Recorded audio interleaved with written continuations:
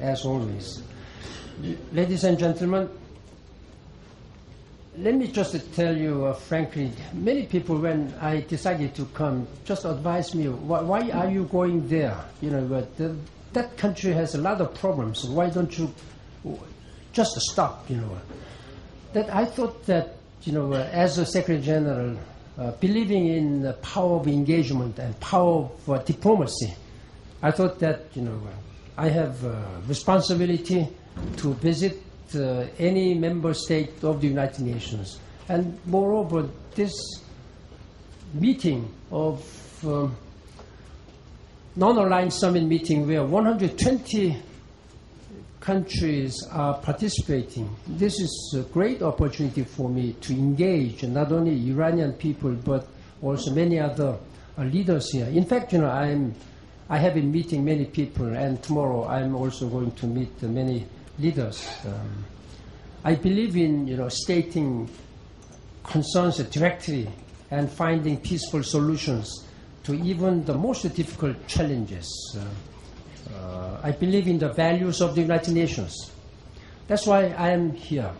And I am very much appreciated by Iranian people and government leadership, and also by members of the non-aligned movement. And I feel happy to be here. I have also a strong sense that the people of Iran know what kind of society they wish to build. I wanted to come and encourage you to know what are your aspirations and how United Nations can work together. I very much welcome to see for myself directly, personally, a country that figures prominently in the global awareness. Persian cultural and artistic traditions have enriched humanity for centuries, many hundreds and thousand years.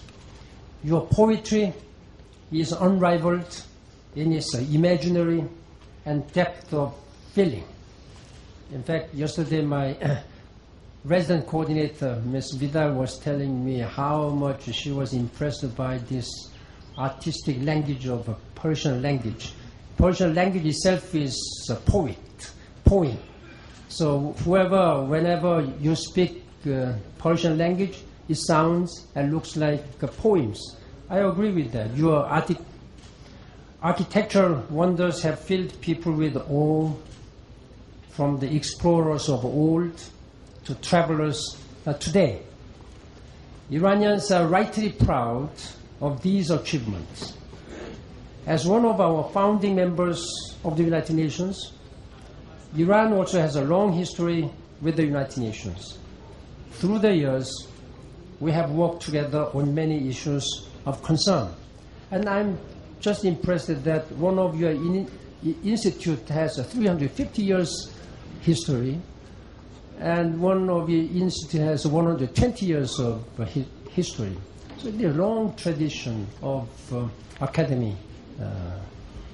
Today, we look out upon a global landscape full of challenges: a prolonged economic crisis worldwide, a job crisis, climate change, a rising tide of intolerance. One thread runs through whatever solutions lies ahead: the need for more effective international cooperation. We need every country to see the national interest in the global interest. When national leaders and people only talk and care only their national interest, you cannot expect the international community will be able to have harmonious development and prosperity. We need every country to put its best face forward for global concern and global prosperity. Here in Iran, poverty and maternal mortality are down. That's good. Literacy for girls is up. Women now make up more than half of all universities. in Iran. That's again fantastic. This welcome trend must continue, with women entering an ever broader range of professions and fields of study. We will discuss this matter through exchange of views, but there are many areas that you have to do more for women when it comes to women. In a larger sense, I believe Iran would benefit from fully drawing on the activism of civil society. Of course, unleashing the potential of civil society means accepting its diversity of views, even when these views might seem challenging to authorities. Social activism and critics should never be conflated with the national security and seen as a threat to the society or the state. I have grown up in a country where, where all this democratic transition has gone through very turbulent period. We were at least under military dictatorship 32 years. But before and after even, there were a lot of social and political turbulences. Their excuses, all politicians' pretext were that this is not beneficial for national security. So they always try to identify these voices of social civil society with the national security priorities. I think they should not be conflated with the national security. I know that the state of the economy is at the forefront of concerns. Rising prices, declining economic opportunity, or lack of jobs. I know this is hitting young people particularly hard. Expanding opportunities for youth is a generational imperative.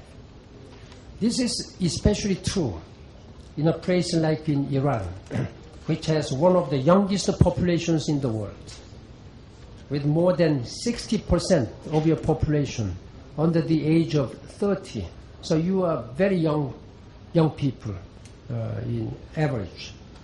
You are also a highly networked society.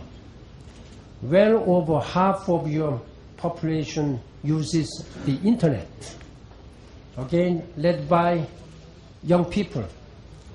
With the freedom and space, Iran's young people can be a primary engine for driving your country's progress and standing.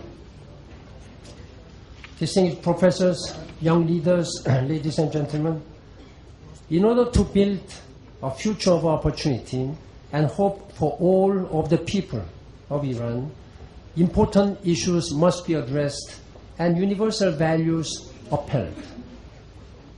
The United Nations and the international community are fully behind the people of Iran in your long struggle for democracy and human rights. The first human rights charter was developed by Cyrus 2,500 years ago. This is something to be very commendable and you should be very proud of.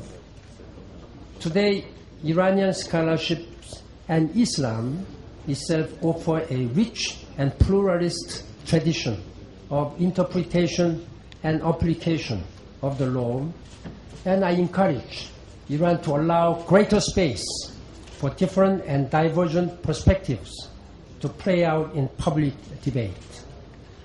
Many other countries with strong Islamic traditions have in this way found a path to complying with international standards, for instance, on the use of corporal punishment or the death penalty, while remaining true to their Islamic identity and values. I welcome the efforts by Iran's judiciary to prevent the execution of juvenile offenders, but I encourage further steps to restrict and even abolish the death penalty in law and practice. Many other human rights challenges remain: civil and political rights, due process and discrimination against women, and minorities. Restricting freedom of expression and suppressing social activism will only set back development and plant the seeds of instability.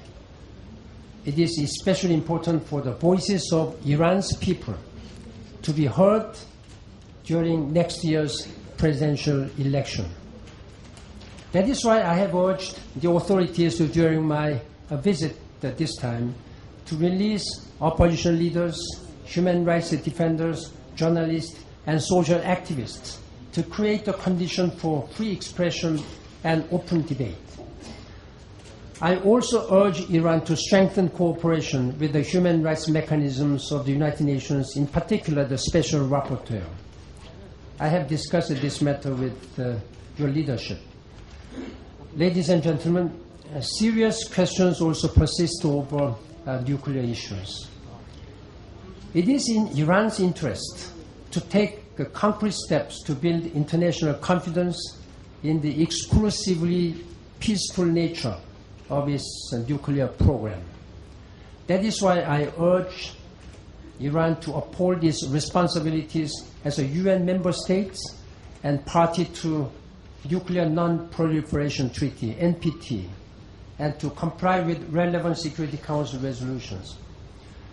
And I urge all parties in the region to recognize the need to resolve this situation through diplomatic and peaceful means. This is what I discussed with Dr. Jalili and also Foreign Minister Salehi yesterday.